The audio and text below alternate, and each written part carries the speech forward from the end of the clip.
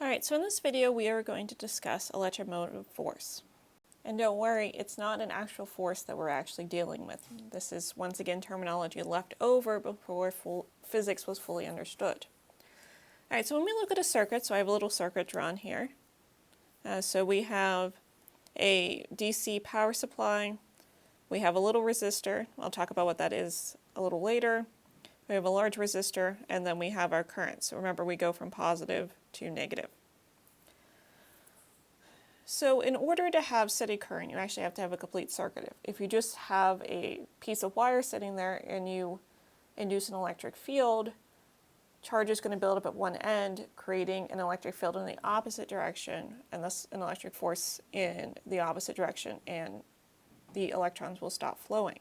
So in order to have a steady flow of current, you have to have a complete circuit.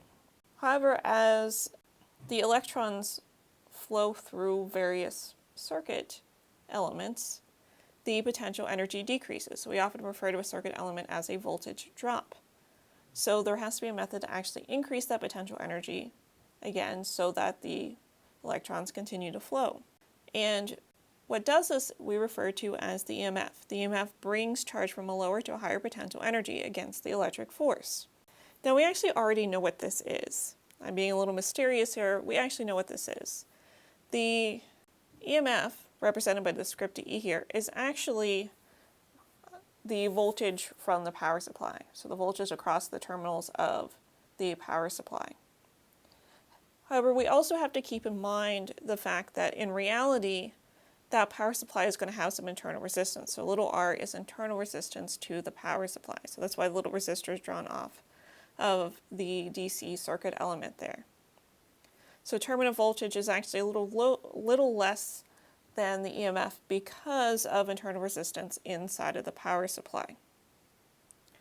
So for this little simple circuit we have here, we have an EMF from the power supply.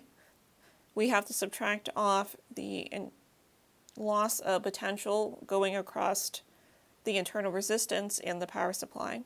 And then we have to subtract off the potential that is lost as you go across the resistor. And then we return back and we start all over again. So this is going to sum to zero. You have an EMF and you lose a certain amount across this potential drop, and then you lose a certain amount across this potential drop, and that sums to zero.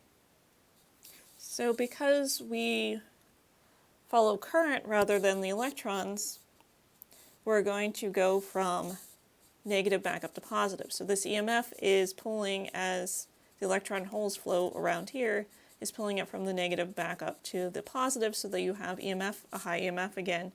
So you can go across your circuit elements and you end up with a complete circuit.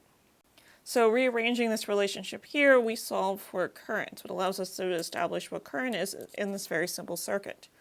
Now this only works for this particular setup here. We'll learn in the next topic how to do this for more complicated setups of resistors and power supplies.